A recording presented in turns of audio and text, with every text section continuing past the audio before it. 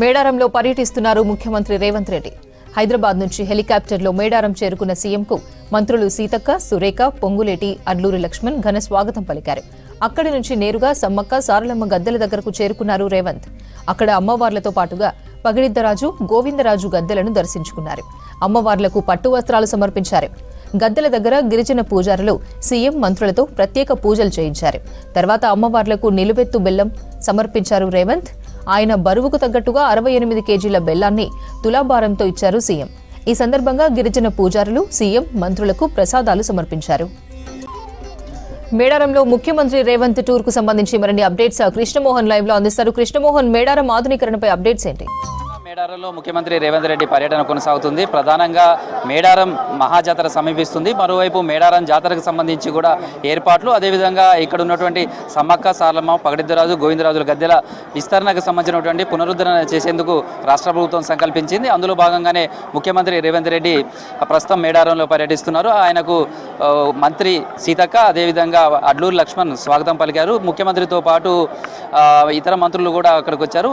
అయితే ప్రధానంగా అమ్మవారిని దర్శనం చేసుకున్న తర్వాత ఆయన నిలువెత్తు బంగారాన్ని కూడా సమ్మక్క సారలమ్మకు సమర్పించారు. 68 కిలోల వెయిట్ ఉన్నటువంటి ముఖ్యమంత్రి ఆ స్థాయిలో అదే ఎత్తులో బంగారాన్నిగా పిలిచే బెల్లాన్ని అమ్మవార్లకు సమర్పించారు. ఆ తర్వాత సమ్మక్క సారలమ్మ గద్దెలను కూడా దర్శించుకున్నారు. దర్శించుకున్న తర్వాత అమ్మవారికి సంబంధించినటువంటి పూజా కార్యక్రమాలు కావచ్చు, మొక్కులు అవన్నీ కూడా చెల్లించుకున్నారు. ఆ తర్వాత అమ్మవారికి సంబంధించినటువంటి గద్దెల విస్తరణకు సంబంధించినటువంటి దాని మీదనే ప్రధానంగా రాష్ట్ర ప్రభుత్వం ఫోకస్ పెట్టింది. ఎందుకంటే మేడారం సమ్మక్క సారలమ్మ గద్దెల దగ్గరికి మొక్కులు సమర్పించుకోవడానికి మహాజాతర సమయంలో భారీ స్థాయిలో భక్తులు వస్తారు. అయితే ఈ మేడారం జాతరకు సంబంధించి ప్రతి జాతరకు వచ్చే భక్తుల సంఖ్య గణనీయంగా పెరుగుతుంది. ఈ విధంగా ప్రస్తుతం దాదాపు 1,50,00,000 మంది భక్తులు హాజరవుతారనేది రాష్ట్ర ప్రభుత్వం భావిస్తుంది. అందులో భాగంగానే ఈ మొత్తం మోడలైజేషన్ చేసే ప్రయత్నం చేస్తుంది. అయితే ప్రధానంగా మేడారం జాతరకు సంబంధించి కూడా 1986లో గద్దెలకు సంబంధించినటువంటి నిర్మాణం జరిగింది. గద్దెలకు సంబంధించిన విస్తరణ పనులు జరిగాయి. దాదాపు 40 సంవత్సరాల తర్వాత, అంటే 4 దశాబ్దాల తర్వాత మళ్ళీ సమ్మక్క సారలమ్మ గద్దెలకు సంబంధించినటువంటి ప్రాంగణ విస్తరణ అనేది కూడా జరుగుతుంది. అయితే ఇప్పటివరకు సమ్మక్క సారలమ్మ గద్దెలు ఎదురెదురుగా ఉండే అదే ప్రాంగణంలో పగిడిద్దరాజు, గోవిందరాజులకు సంబంధించినటువంటి గద్దెలు కూడా ఉన్నాయి. అయితే ఏకకాలంలో 4 గద్దెలను అమ్మవార్లను మొక్కులు సమర్పించుకోవడానికి భక్తులు ఇబ్బందిగా మారడం, అదేవిధంగా క్యూ లైన్లు కూడా నేరుగా గద్దెల దగ్గర నుంచి వెళ్ళడానికి అనేక ఇబ్బందులు పడాల్సిన పరిస్థితి వచ్చింది. ఒక్కొక్కసారి గంటల తరబడి కూడా క్యూ లైన్లన్నీ కూడా ట్రాఫిక్ జామ్ అయ్యాయి. తర్వాత ఎక్కడి నుంచో వచ్చినటువంటి భక్తులు ఇబ్బందులు పడేవారు. కానీ అలాంటి పరిస్థితులను గట్టెక్కించేందుకు భవిష్యత్తులో అలాంటి ఇబ్బందులు లేకుండా కూడా మేడారం జాతరకు సంబంధించినటువంటి వచ్చే భక్తులు 4 గద్దెల దగ్గర కూడా దర్శనం చేసుకునే విధంగా కూడా ఈ పునర్నిర్మాణానికి సంబంధించినటువంటి పనులు చేస్తున్నారు. దీనికి సంబంధించి ఇప్పటికే రాష్ట్ర ప్రభుత్వం 150 కోట్ల రూపాయలను కేటాయించింది. దీనికి సంబంధించిన మాస్టర్ ప్లాన్ కూడా రూపొందించారు. దానికి సంబంధించి శిల్పితో పాటు అదేవిధంగా ఆదివాసీ పూజారులు, స్థానికులకు ఉన్నటువంటి ఆదివాసీలకు సంబంధించినట్టు కావచ్చు, ఇటు సమ్మక్క సారలమ్మ, అదేవిధంగా పగిడిద్దరాజు, గోవిందరాజుకు సంబంధించినటువంటి పూజారులతో కూడా ఇప్పటికే అనేక సార్లు మంత్రి సీతక్క సమావేశాలు నిర్వహించారు. వాళ్ళ అభిప్రాయాలను, వాళ్ళ సూచనలు, వాళ్ళన్నింటినీ కూడా పరిగణనలోకి తీసుకున్నారు. వాటన్నింటినీ అనుసరించే ఈ మాస్టర్ ప్లాన్ రూపొందించారు. ప్రస్తుతం సమ్మక్క సారలమ్మ గద్దెల దగ్గర ముఖ్యమంత్రి పర్యటన నేపథ్యంలో ఈ గద్దెల విస్తరణ ఏ విధంగా చేయాలనే దానికి సంబంధించి కూడా ఒక ప్లాన్ నిర్వహించారు. దానికి సంబంధించి కూడా అధికారికంగా మరికొద్ది సేపట్లోనే ముఖ్యమంత్రి రేవంత్ రెడ్డి విడుదల చేయనున్నారు. అయితే మేడారం సంబంధించినటువంటి ప్రస్తుతం ఉన్నటువంటి 4 ప్రధాన ద్వారాలు ఉన్నాయి. అయితే వీటిని 8గా పెంచాలనేది నిర్ణయం తీసుకున్నారు. ఇటు మనకి ఇప్పుడు కనిపిస్తుంది కూడా ఇదే మార్గంగా ముఖ్యమంత్రి రేవంత్ రెడ్డి గద్దెల దగ్గరికి వెళ్ళారు. అదేవిధంగా అటువైపు నుంచి సారలమ్మ గద్దెల నుంచి అవుట్ వెళ్ళటానికి అవకాశం ఉంటుంది. అదేవిధంగా ఇటు వాచ్ టవర్ వైపు నుంచి చూస్తే అటువైపు ఒక గేట్ ఉంటుంది, మరోవైపు రైట్ సైడ్ మరొక గేట్ ఉంటుంది. కేవలం 4 గేట్ల మాత్రమే ఉండడం, తర్వాత క్రౌడ్ ఎక్కువైనప్పుడు అటు వెళ్ళడానికి కూడా ఇబ్బందిగా ఉండేది. దీంతో వీటన్నిటికీ ఒక పరిష్కారం చూపాలనేది రాష్ట్ర ప్రభుత్వం భావిస్తుంది. అందులో భాగంగానే ఈ మాస్టర్ ప్లాన్లో వీటన్నిటిని కూడా రూపొందించారని చెప్పచ్చు. అదే గద్దెలకు సంబంధించి కూడా విస్తరణ చేయాలనుకుంటున్నారు.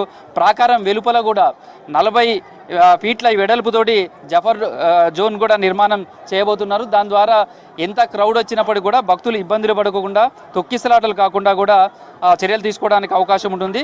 అదేవిధంగా మేడారం జంక్షన్ నుండి ప్రధాన ముఖద్వారం ఇప్పుడు మనకు కనిపిస్తుంది. చిలకలగొట్టు నుంచి కానీ తర్వాత సమ్మక్క గుడి నుంచి కానీ వెళ్ళడానికి ఉన్నటువంటి ప్రధాన ద్వారం ఇది తూర్పు ముఖంగా ఉంటుంది. ఈ ద్వారం మెయింటైన్ ఎంట్రన్స్ కూడా 40 ఫీట్లతోటి వెడల్పు చేయబోతున్నారు. ప్రస్తుతం 28 ఫీట్ల మాత్రమే ఉంది. ఇది 40 ఫీట్ల వెడల్పు చేయబోతున్నారు. అదేవిధంగా వెనక వైపు సారలమ్మ వైపు నుంచి గద్దె వెనుక నుంచి కూడా అవుట్ సైడ్ వేయడానికి ద్వారం ఉంటుంది. అక్కడ కూడా 40 ఫీట్ల వెడల్పుతోటి నిర్మాణం చేస్తున్నారు. అదేవిధంగా అక్కడి నుంచి బయటికి వెళ్ళడానికి కూడా 40 ఫీట్లతోటి రోడ్డు నిర్మాణం కూడా చేయబోతున్నారు. ప్రస్తుతం ఉన్నటువంటి గద్దెల ప్రాంగణంలోని ప్రధాన ద్వారాల దగ్గర కూడా ఈ విధమైనటువంటి మార్పులు చేయబోతున్నారు. అయితే ప్రస్తుతం క్యూ లైన్లన్నీ కూడా వచ్చే సమయంలో ఎండ తీవ్రత ఉండొచ్చు, ఒక్కోసారి వర్షం పడేటప్పుడు కూడా తడవటం, ఇలాంటి మొక్కులు చెల్లించుకునే సమయంలో భక్తులు ఇబ్బందులు పడుతున్నారు. అయితే క్యూ లైన్లకు సంబంధించి కూడా ఎక్కడా తొక్కిసలాట కాకుండా నేరుగా గద్దెల వద్ద వరకు కూడా వెళ్ళేందుకు భక్తులు ఇబ్బందులు పడకుండా తీర్చిదిద్దే విధంగా కూడా మార్పులు చేయబోతున్నారు. దానికి సంబంధించి ఇప్పటికే మాస్టర్ ప్లాన్ రూపొందించారు. 1986 తర్వాత మరొకసారి 40 ఏళ్ల తర్వాత మేడారం సమ్మక్క సారలమ్మకు సంబంధించిన గద్దెల పునర్నిర్మాణం చేయబోతున్నారు. గద్దెలతో పాటు గద్దెల ప్రాంగణాన్ని కూడా పూర్తిగా విస్తరించబోతున్నారు. మొత్తంగా మేడారం సమ్మక్క సారలమ్మకు సంబంధించిన గద్దెల దగ్గర వచ్చే భక్తులకు ఇబ్బందులు కలగకుండా వచ్చే 100 ఏళ్లకు ఇదే విధమైనటువంటి వచ్చే భక్తుల రద్దీని దృష్టిలో పెట్టుకొని ఈ పునరుద్ధరణ సంబంధించినటువంటి కార్యక్రమాన్ని మాస్టర్ ప్లాన్ని రూపొందించబోతున్నారు. దీనికి సంబంధించి ప్రస్తుతం ముఖ్యమంత్రి ఇటు సమ్మక్క సారలమ్మ ఇటు పగడెద్దరాజు గోవిందరాజు నలుగురు సంబంధించినటువంటి దేవతల పూజార్లతోటి సమావేశమయ్యారు. దీంట్లో మంత్రులు సీతక్క, అదేవిధంగా కొండా సురేఖ, పొంగులేటి శ్రీనివాసరెడ్డి, అడ్లూరు లక్ష్మణ్ కూడా పాల్గొన్నారు. అదేవిధంగా వరంగల్ జిల్లాకు సంబంధించినటువంటి ఎమ్మెల్యేలు, ఇతర అధికారులు కూడా పాల్గొన్నారు. మొత్తం ప్రస్తుతం సమ్మక్క సారలమ్మ గద్దెల దగ్గర ఎంత క్రౌడ్ వస్తే ఎంతసేపట్లో భక్తులు ఈజీగా బయటికి వెళ్ళడానికి అవకాశం ఉంది. విస్తరణ చేయడం ద్వారా ఎంత రద్దీని మనం తట్టుకోవడానికి అవకాశం ఉంటుంది. భవిష్యత్తులో అవసరాలు ఏ మేరకు ఉంటాయి, ఆ విధంగా తీర్చిదిద్దడానికి ఏ మేరకు అవకాశం ఉంటుంది అనే దానికి దృష్టిలో పెట్టుకునే ఈ పునరుద్ధరణ సంబంధించినటువంటి పనులన్నీ కూడా చేయబోతున్నారు. మాస్టర్ ప్లాన్ ఇప్పటికే రూపొందించారు. దానికి సంబంధించి ముఖ్యమంత్రి రేవంత్ రెడ్డి మరికొద్ది సేపట్లో దీన్ని విడుదల చేయబోతున్నారు. ప్రస్తుతం ప్రధాన ద్వారం దగ్గరనే బహిరంగ సభ కూడా ఏర్పాటు చేశారు. ఈ బహిరంగ సభ ముఖ్యమంత్రి ఎలాంటి వరాలు ఇవ్వబోతున్నారు అనే దాని మీద ఆసక్తి కూడా ఉంది. ఎందుకంటే మేడారంకు సంబంధించి రాష్ట్ర ప్రభుత్వం చాలా ప్రతిష్టాత్మకంగా తీసుకుంది. ఇప్పటికే సీతక్క ఇక్కడ లోకల్ ఎమ్మెల్యేగా ఉండడం, రాష్ట్ర క్యాబినెట్లో కీలకమైన మంత్రిగా ఉండడంతో మేడారంకు సంబంధించినటువంటి అభివృద్ధి విస్తరణకు సంబంధించి చాలా రోజులుగా ఆమె ప్రణాళికలు రూపొందిస్తున్నారు. దానికి ప్రభుత్వం దృష్టికి తీసుకువెళ్లారు, ముఖ్యమంత్రి దృష్టికి తీసుకువెళ్లారు. ఆసియాలోనే అతిపెద్ద గిరిజన జాతరగా ఉంటుంది.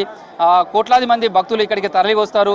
అలా వచ్చే మేడారం జాతరకు వచ్చే భక్తులకు ఇబ్బందులు కలగకుండా, భవిష్యత్తులో కూడా ఎలాంటి ఇబ్బందులు కలగకుండా ఇప్పుడు జరిగినటువంటి నిర్మాణాలు భవిష్యత్తులో కూడా చర్చ ఉండే విధంగా ఉండాలి అనేది రాష్ట్ర ప్రభుత్వం భావిస్తున్న నేపథ్యంలోనే ముఖ్యమంత్రి రేవంత్ రెడ్డి నేరుగా మేడారంకి వచ్చారు. ఆయనే పర్సనల్గా ఇక్కడ ఉన్నటువంటి పరిసర ప్రాంతాలన్నీ కూడా విజిట్ చేస్తున్నారు. ఇప్పటికే అక్కడ ఆదివాసీ పూజారులు కావచ్చు, తర్వాత మిగతా అధికారులతో కూడా ఆయన దీని మీద రివ్యూ నిర్వహిస్తున్నారు. మొత్తంగా మేడారంకి సంబంధించి గతంలో ముఖ్యమంత్రులు మేడారం జాతరకు చాలామంది వచ్చారు. కానీ ఎప్పుడూ మేడారం జాతర జరిగే సమయంలో మొక్కులు చెల్లించుకోవడానికి మాత్రమే వచ్చారు.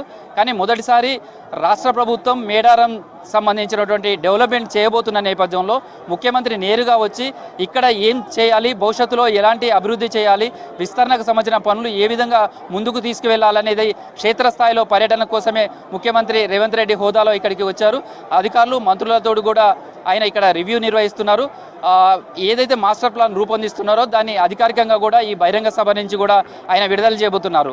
అయితే మేడారం సంబంధించినటువంటి దగ్గర ఇతర రాష్ట్రాల నుంచి వచ్చేటువంటి భక్తులు కావచ్చు, అదేవిధంగా రెగ్యులర్గా వీకెండ్స్లో కూడా మేడారంకు భారీ సంఖ్యలో భక్తులు వస్తున్నారు.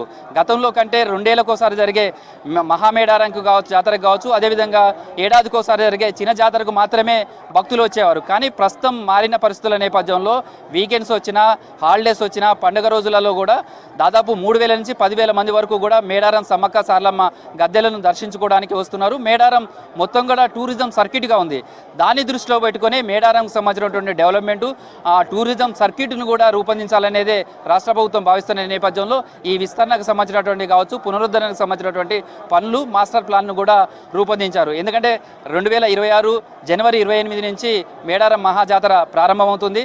4 రోజుల పాటు జాతర జరగనున్న నేపథ్యంలో వచ్చే జాతర నాటికి, అంటే వచ్చే జనవరి నాటికే ఈ పనులన్నీ కూడా పూర్తి చేసి వచ్చే జాతరకు పూర్తి స్థాయిలో సన్నద్ధం కావాలనేది రాష్ట్ర ప్రభుత్వం భావిస్తున్న నేపథ్యంలో ఈ జాతరకు సంబంధించినటువంటి పనులన్నీ కూడా ఏ విధంగా ముందుకు వెళ్ళాలనే దాని మీద ముఖ్యమంత్రి రేవంత్ రెడ్డి ప్రస్తుతం అయితే అధికారులకు ఇటు దశ నిర్దేశిస్తున్నారు. అదేవిధంగా ఇటు శిల్పికి సంబంధించి కావచ్చు, అదేవిధంగా ఎందుకంటే ఈ దేవాలయాలు కానీ ఏమైనా నిర్మాణం చేసినప్పుడు వాస్తు కానీ లేకపోతే శిల్ప సంబంధించిన శాస్త్రాలు అవన్నీ చూస్తారు. కానీ కేవలం ఎలాంటి విగ్రహాలు కానీ ఏవీ లేకుండా కేవలం నమ్మకం దాని మీద సంబంధించి మాత్రమే ఇక్కడ జరుగుతుంది. గద్దెలను దర్శించుకోవడం మాత్రమే ఉంటుంది. కాబట్టి ఎలాంటి విగ్రహ ఆధారణ జరగకుండా జరిగేటువంటి మేడారం జాతర కాబట్టి ప్రస్తుతం ఇక్కడ జాతరకు సంబంధించినటువంటి ముందే ఈ పనులన్నీ కూడా పూర్తి చేయాలనే రాష్ట్ర ప్రభుత్వం భావిస్తున్న నేపథ్యంలో దానికి సంబంధించి ఏ విధంగా ముందుకు వెళ్ళాలనే దాని మీద ముఖ్యమంత్రి రివ్యూ నిర్వహిస్తున్నారు. అపర్ణ.